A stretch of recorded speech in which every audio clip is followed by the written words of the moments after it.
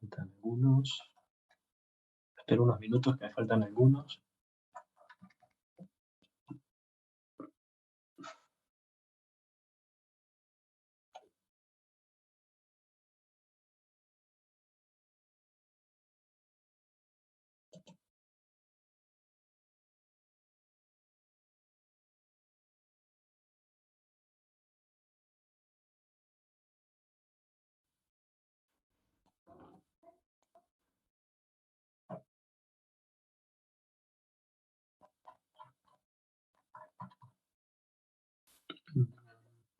Me parece que me faltan dos. A ver.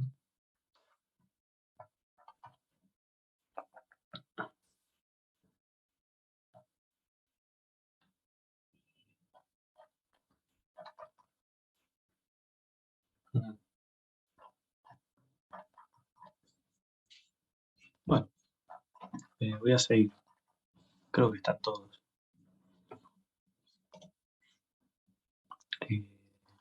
La presentación primero.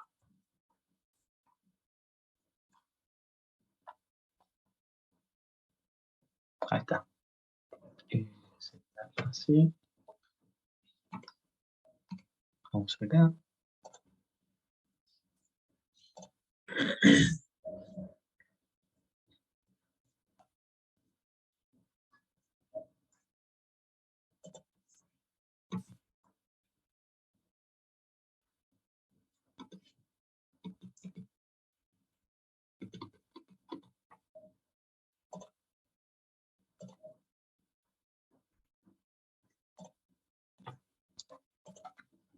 Ahí se ve, ¿no?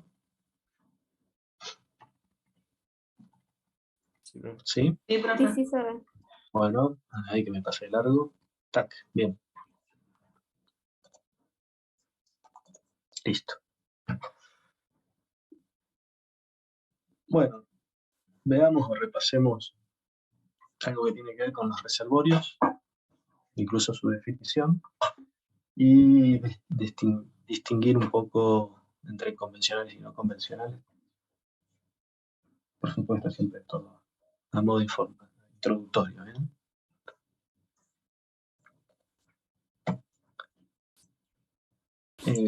Esto debería ser un repaso. Las condiciones mínimas. Creo que alguien tiene el micrófono encendido, porque escucho unos ruidos raros. Que se deben cumplir para obtener una acumulación de hidrocarburos. Debe existir el medio, la roca generadora, uno por ahí la conoce como roca madre, la cual requiere de condiciones iniciales en contenidos de materia orgánica, en condiciones de presión y temperaturas específicas que permiten la generación de hidrocarburos, ¿bien? Entonces ya han visto esto y saben que no siempre se genera, ¿bien? O porque falta alguno de estos elementos, o bien porque no se dan las condiciones de presión y temperatura necesarias, ya sea ventana de generación de petróleo o de gas, o ambas.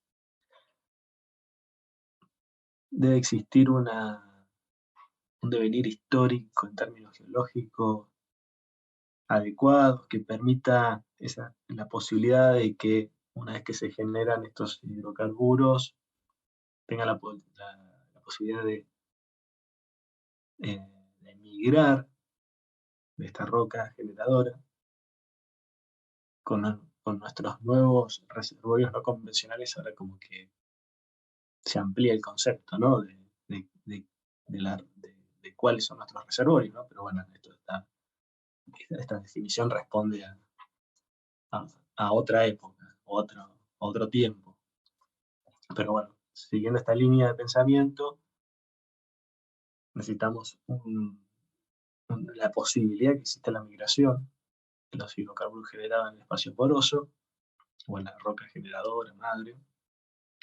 Luego de existir un ámbito, una roca denominada reservorio que va a alojar a estos hidrocarburos que migraron, también debe existir una roca denominada sello, y todo en su conjunto generar este sistema de trampa donde van a quedar alojados los hidrocarburos en el reservorio y que no continúen su migración, ¿bien?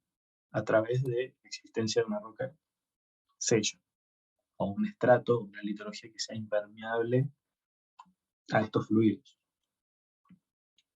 Bien, el reservorio entonces no lo puede definir, o alguna definición puede ser esta, que es un volumen de roca porosa, digo fracturada, que está separada del resto se refiere al ambiente donde está, por un sello o una zona impermeable, que contiene agua. Siempre que yo diga agua, siempre recuerden que es un agua salor, es agua de formación, petróleo, gas o ambos, como todo un solo sistema hidráulico conectado. Eso quiere decir que todas estas fases están en contacto. ¿Bien? Puede suceder que, bueno, algún caso particular en que haya un reservorio que tenga petróleo y que esté aislado por rocas sellos, pensemos de esa manera, o zonas impermeables que no permitan su contacto con otros fluidos, pero bueno, sería la excepción, serían, bueno, cosas dentro de lo no general, ¿bien? Pero en general siempre va a tener una configuración de este estilo. En reservorios no convencionales, como las escalas de tamaño y los fenómenos físicos ya son otros, los involucrados, quiero decir, que los que están involucrados en la dinámica de los fluidos, y cómo están alojados y su interacción, hay fenómenos físicos que toman mayor preponderancia que otros. Entonces, ahí hay cosas distintas, ¿sí? Hay distribuciones de los fluidos que no responden a lo usual, ¿no? No tenemos esta configuración usual de, por diferencia de densidades, el agua, si existe el agua en el reservorio, está en la parte inferior, luego se iría el hidrocarburo líquido petróleo y después si existe el gas libre, estará el gas por encima. ¿Está bien? Ya en otro tipo de reservorio que no serían la distinción está asociada convencional, ya la distribución puede no seguir esa lógica. Bien, la presión ejercida en cualquier lugar de este fluido, ¿sí? Este fluido confinado, se transmite por igual en todas las direcciones del fluido, ¿sí? Por este contacto hidráulico, o esta conexión hidráulica. Es decir, la presión en todo el fluido es constante.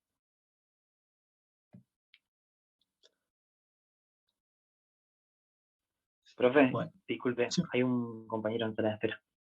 Ah, pero no me apareció el cartelito, a ver si lo veo acá. Tac, tac, tac, tac, tac, tac. Esperen que me desapareció. A ver. A ver si me aparece. Bueno, tengo que cortar esto porque no sé por qué no me aparece. Ah, sí, ahí lo vi. Tic, listo. Gracias. Ahí lo vuelvo a compartir. Ahí estamos de nuevo, ¿no? Sí. Sí. Ahí está. Bueno. ¿Qué dije? Ah, bueno, asociados a esto hay leyes físicas y por supuesto, ecuaciones o fórmulas asociadas al movimiento de los fluidos, que por ahí es lo que más nos interesa. Bien. A través del medio poroso. Bueno, eso con modificaciones hace referencia. Depende del fluido, las ecuaciones pueden cambiar, ¿no? Bueno, las leyes más conocidas por ustedes son la de Darcy, después hay ecuaciones de Darcy que tienen ligeras modificaciones para atender a la descripción de todos los fluidos. Darcy, recuerden que es una ley que fue formulada considerando un medio poroso, que básicamente era un zampa, una arena compactada, y el flujo a través del mismo de agua, si quieren, entre comillas, dulce, digamos, no de las de reservorio, ¿no? De formación. Así que tiene algunas diferencias. En esa ley al principio uno no habla de permeabilidad, sino de conductividad hidráulica, ¿no? Después hay una relación entre ambos conceptos y aparecen los parámetros de viscosidad del fluido, básicamente es eso. Y bueno, ahí es donde uno empieza a adecuar la ley de Darcy para atender o describir a los otros fluidos. Bueno, la ley de Poiseuille y otras que tienen que ver con la mecánica de los fluidos. Bien, en esto de la generación de los hidrocarburos, ustedes recordarán que uno en principio puede tener esta materia orgánica querógeno, un gas biogénico, que no es hidrocarburo, y en su maduración, en su evolución en el tiempo, dadas distintas condiciones, básicamente de presión y temperatura. Bueno, ahí dice profundidad, pero está asociado a la presión y a la temperatura también. Se pueden generar los ambientes o las condiciones necesarias para poder tener esta ventana de generación de petróleo, o bien de gas, puede ser un gas húmedo o un gas seco, ¿ya? Eso está asociado a grandes rasgos con las características de la roca generadora y la presión y la temperatura.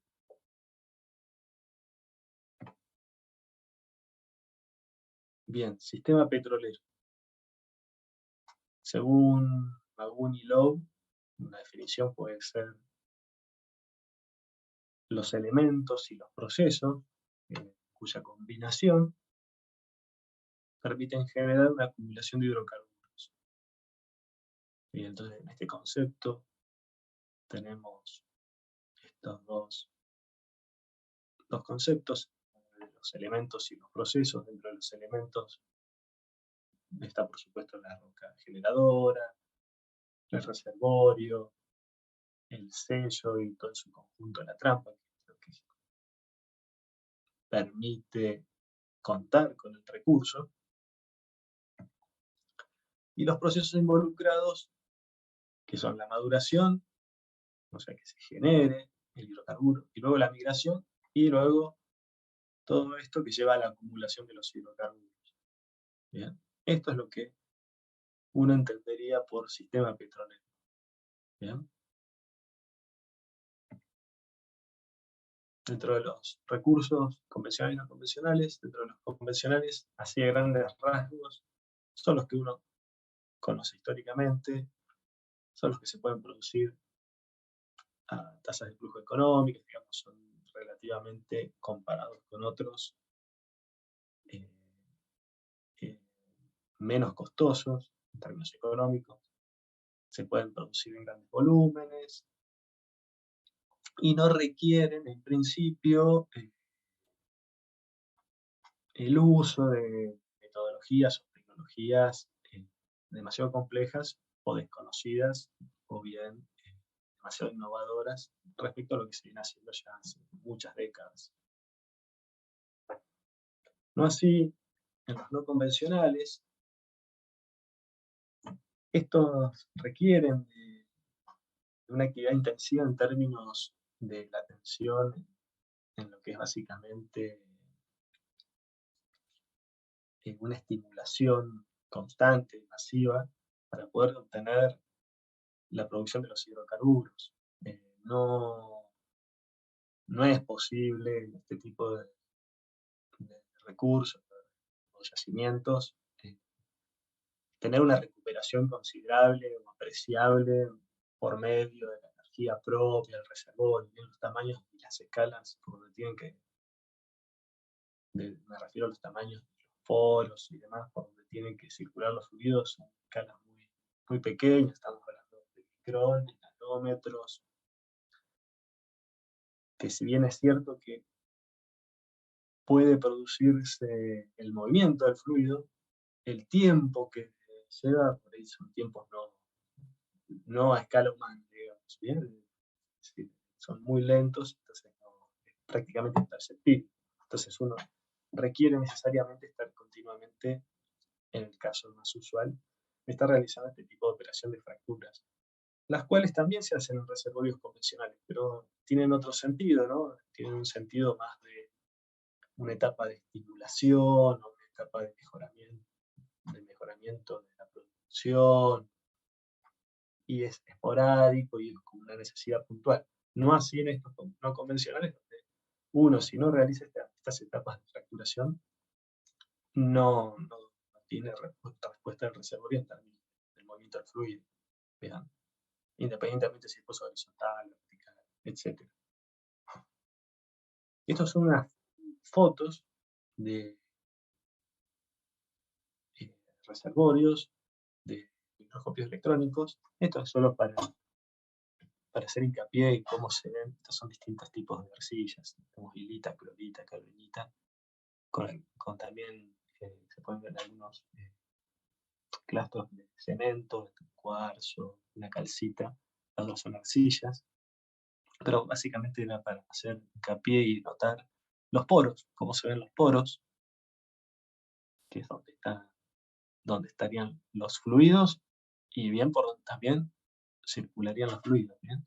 Y quería distinguir o hacer hincapié en esto, que a veces van a sentir nombrar, el término de garganta poral, que no deja de ser un espacio vacío, pero tiene la particularidad que conecta poros, ¿bien?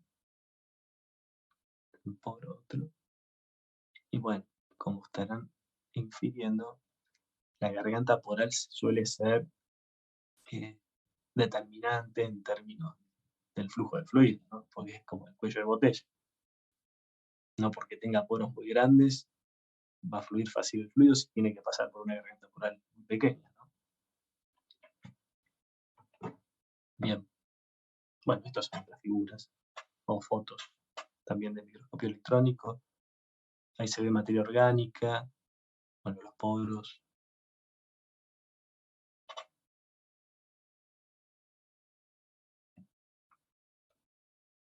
Bueno, esto ya lo hablé antes, así que no sé si les hago mucho hincapié, solo mencionar cómo, dependiendo del tipo de reservorio, siéndonos a grandes rasgos de lo que uno conoce como convencional, no convencionales, en este triángulo, yendo desde la cúspide del triángulo, de la pirámide a su base, hay necesariamente un incremento de los precios y el uso de una mayor tecnología, ¿ya?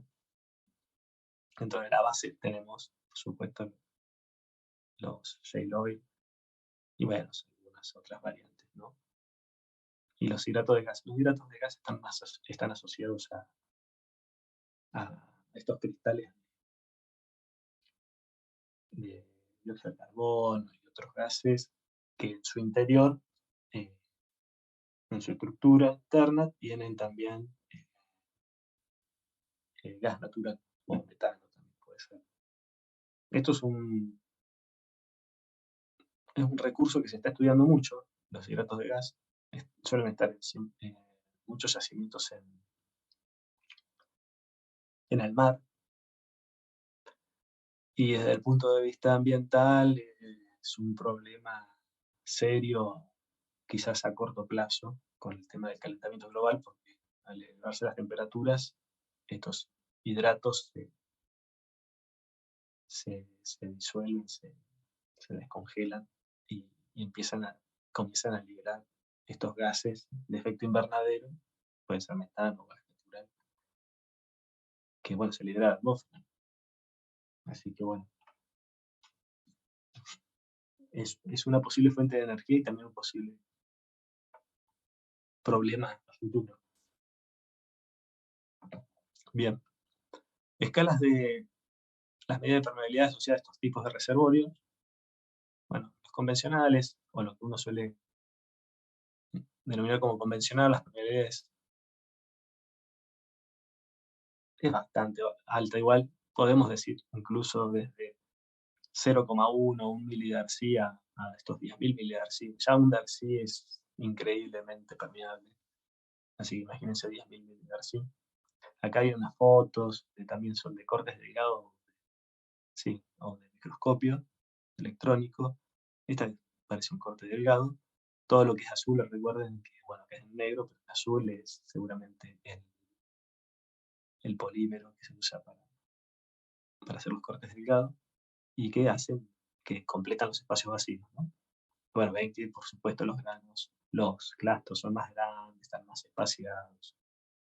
Bueno, eso claramente está asociado a una permeabilidad más alta y a medida que eso se va compactando, si quieres pensarlo de esa manera, y se reducen los espacios, uno va teniendo permeabilidades más bajas. Al punto de alcanzar estos tipo TIE, que hablamos ya del orden del micrón, de Darcy, o los shades, que ya estamos más cerca de los cientos o miles de micrones o casi en la escala del nanómetro. Perdón, del nanodarcy, quise decir. Bien.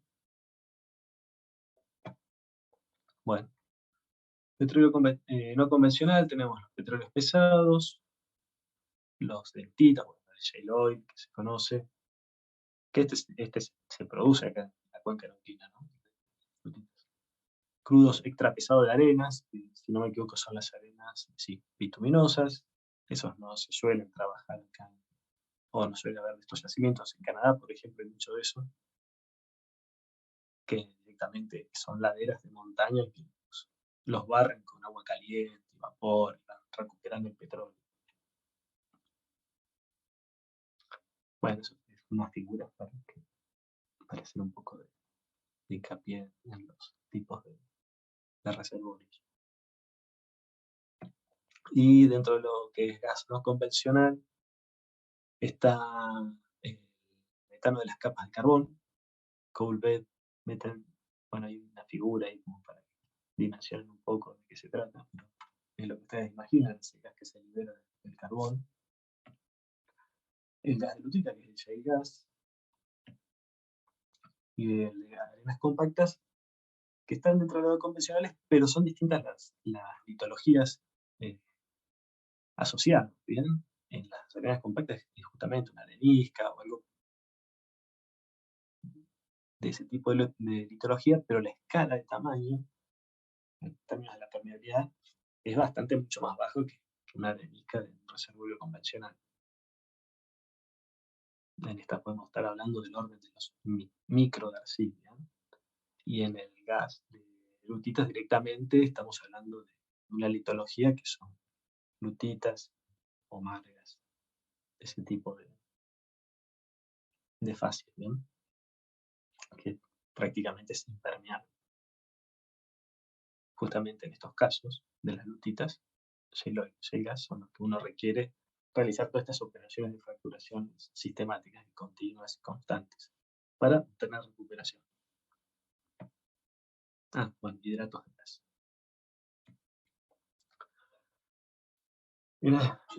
Gas en TIE gas. Bueno, ya les había comentado, estos son yacimientos con permeabilidades que están por debajo de 0,1 milidarcy. Bien, si bien son areniscas, su escala en términos de la permeabilidad son varios órdenes más bajos que lo que uno puede encontrar en los convencionales. Y por supuesto necesitamos realizar una facturación en general para poder tener una producción rentable. Algo característico en todo este tipo de reservorios no convencionales es la rápida declinación que tienen, o destacada. Bien, pone en producción el pozo, o sea, de petróleo o gas no convencional, y lo que sucede al poco tiempo es que al poco tiempo puede ser menos de un año, o unos 6 meses o menos, que rápidamente alcanza un máximo de producción acumulada y luego empiezan a declinar. Además, abajo tengo una, a ver, así la bastante más abajo. Bien, acá podemos ver otras escalas de tamaño. Este concepto de no convencional type, fíjense que lo asocia o se asocia a una permeabilidad de 0,1 milidarcy. Esto a veces también responde a una convención económica. ¿Bien? Entonces, todo lo que toda litología o todo reservorio que tenga presente esta característica ya se lo considera no convencional. ¿Bien? Y a veces también es una manera de caracterizarlo para asociarlo después a, en términos económicos. ¿Bien? Esta es como la gran división. Bueno, y acá vemos que dentro de lo que es la cuenca neuquina hay un rango de permeabilidades que están dentro de los TAI, o de esta clasificación TAI no convencional, y de baja permeabilidad.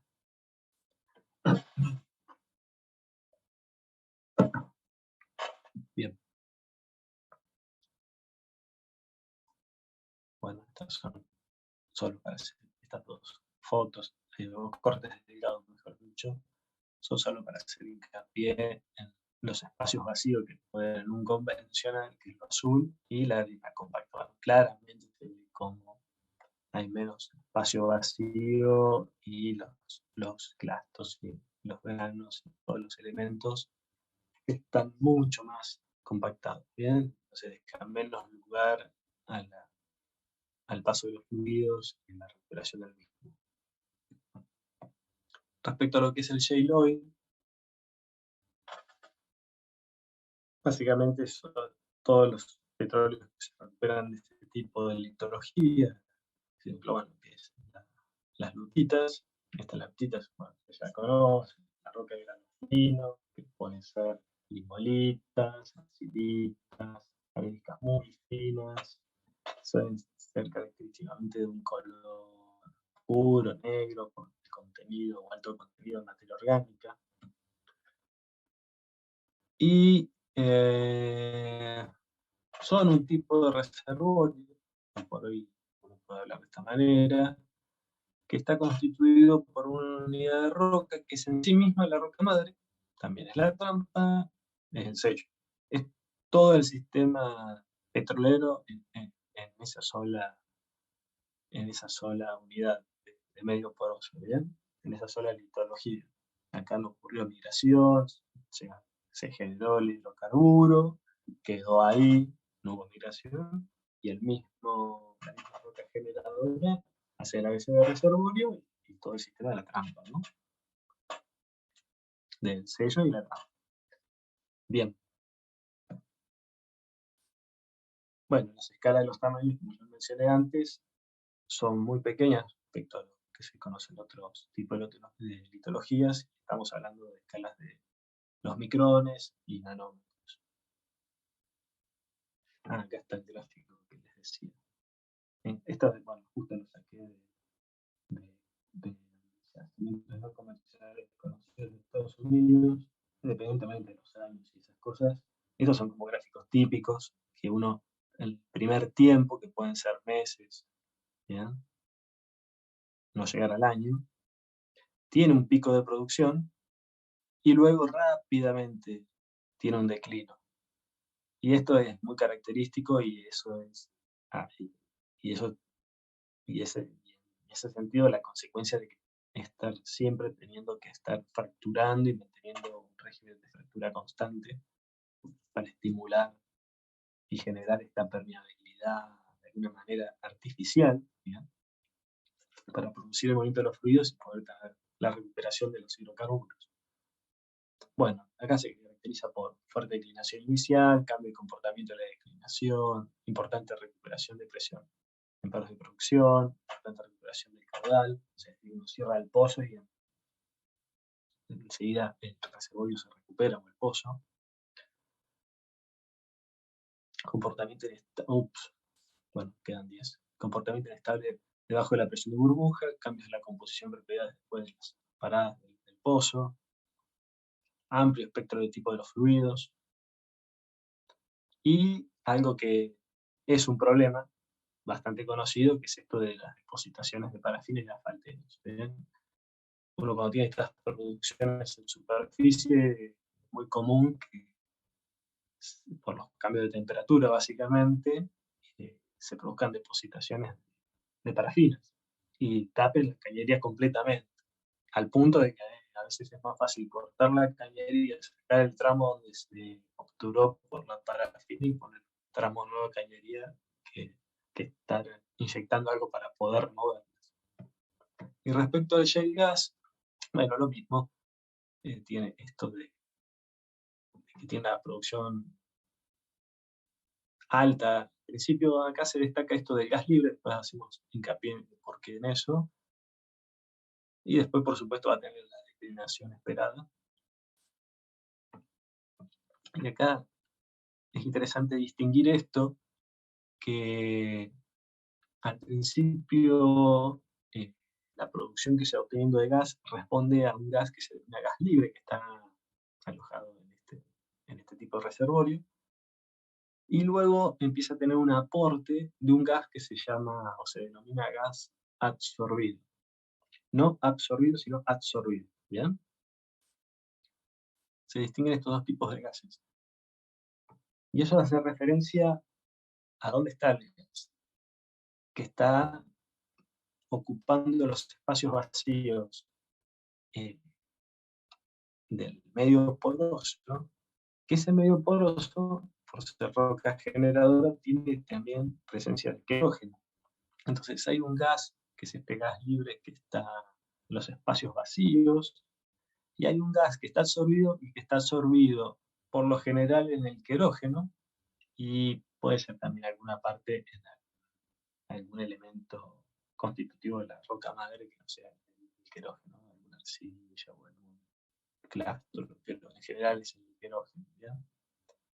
Bueno, el querógeno ustedes ya lo han visto, eso, ¿no? Bueno, la fracción insoluble, los constituyentes orgánicos de la roca sedimentaria, que puede devenir de algas, madera, polen, etc. Puede tener un origen marino, lacustre terrestre. Y respecto a la generación de los hidrocarburos, el querógeno es esta fracción de materia orgánica que no se ha convertido en hidrocarburo, que está en la roca madre y tiene esta particularidad, característica de absorber y almacenar grandes cantidades de fluidos. Por ahí pensándolo, si quieren, en términos de gas, este gas queda absorbido en la superficie del querógeno. Esa es la diferencia con absorber, ¿no? Básicamente es eso, ¿no? Que está como adherido a la superficie, por supuesto, principios físicos y químicos. Eso puede ser una quimisorción, se dice, o fisisorción, depende de las características, pero bueno, eso ya entra más en detalle. Bien. De manera simple, la absorción es este proceso donde un sólido poroso, que sería este querógeno, es capaz de retener las partículas de un fluido en su superficie en contacto con el mismo. Entonces estamos pensando en esto en términos del gas, que el gas está absorbido en la superficie y en términos de la producción del gas, de este tipo de reservorios, primero existe un movimiento del gas que está libre, que está en los espacios vacíos, en los poros, de la materia orgánica, si quieren, y luego empieza a haber un aporte de este gas que estaba absorbido en la superficie del querógeno. Bien, son dos orígenes de este gas, o dos fuentes. Bueno, esto es un esquema solo para que dicen hablar más de lo mismo que estuve diciendo recién. Bien, el gas absorbido y el gas libre. Se produce una desorción del gas y es el que luego lo tengo en producción, pero bueno, más de lo mismo que dije antes. Bueno, esto es solo para hacer hincapié en lo que venía diciendo. Fíjense que acá tenemos una curva esta azul, donde al principio, bueno, acá dice el 30% del volumen producido en el primer año. Bien, está básicamente asociado a este gas libre. Eso es bastante teórico, si quieren. Bien, puede variar. Y después, con el tiempo, ya empieza a haber un aporte más importante del gas que estaba absorbido. Ya el gas libre como que ya ha migrado, ha salido de este tipo de reservorio, o se ha producido, y el aporte que vamos teniendo después del gas es el gas este que estaba absorbido. que bueno, que responde después a este, a este porcentaje de recuperación. Y por eso también ¿cómo es? Una declinación fuerte en la producción y también en la producción acumulada. No es tan importante al principio, es bastante importante y después ya es más amesetado. Y eso responde a que el fenómeno esto de la absorción es más lento y no tan fácil como ocurre con el gas líquido. Bueno, esto es interesante. Asociado a estos tipos de reservorios, que en la cuenca neuquina hay gran variabilidad en términos de las características estas geomecánicas, en particular este aspecto de la fragilidad o de la elasticidad del medio poroso está bastante asociado o es de interés en el sentido de que uno, con esto de que tiene que fracturar, es importante saber las características que tiene en términos de cómo va a responder con la fractura, en el sentido de que la fractura tiene como objetivo romper la roca. Y la roca, en este tipo de reservorios, puede tener distintas características en términos de su composición mineralógica, en cuanto a sus contenidos de arcillas, o minerales, cuarzo, feldespato, calcita. Y bueno, ahí como está escrito, básicamente el tipo, o si quieren la cantidad de arcilla, mejor dicho, la cantidad de arcilla que tenga este tipo de reservorio, puede ser una lutita, la roca, puede ser que la roca sea más plástica o menos plástica. Y en ese sentido también la cantidad de estos minerales, cuadros, feldespato y demás, hacen que la roca sea más rígida o menos rígida. ¿Y por qué es importante eso? Porque uno de este tipo de reservorios en el cual el contenido de arcillas sea demasiado importante, o sea preponderante, la respuesta que uno puede obtener cuando quiera fracturar puede no ser que la roca se rompa, sino que la roca se deforme. Si uno quiere, lo puede pensar como si fuera un bloque de, de una arcilla o algo así como si fuera una plastilina o algo, si uno lo golpea o lo quiere romper, por ahí no es que se resquebraja en la magnitud que uno desea, sino que más bien se deforma. Y eso puede pasar.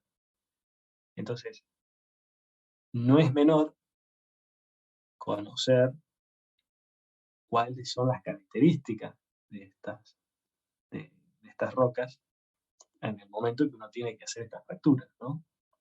Así como puede pasar eso, puede pasar el otro extremo, que encontrarse con un muy bajo contenido de arcillas y un muy alto contenido de cuarzos y feldespatos o calcitas también, que lo que va a producir es que cuando uno realice esta fracturación, se resquebraje toda la roca prácticamente toda su extensión. Bien. Bueno, esto es un cálculo que lo deben haber visto o comentado en algún momento. Bien. Y con esto vamos a dar por concluido lo del día de hoy. Y la semana que viene, o sea,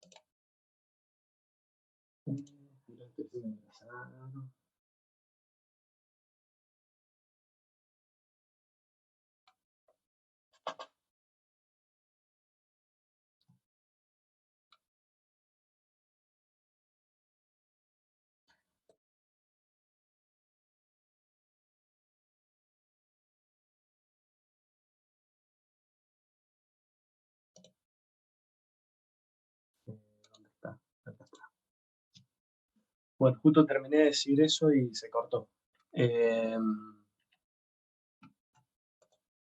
El lunes vamos a seguir con la parte más de petrofísica y que tiene que ver con el movimiento de fluidos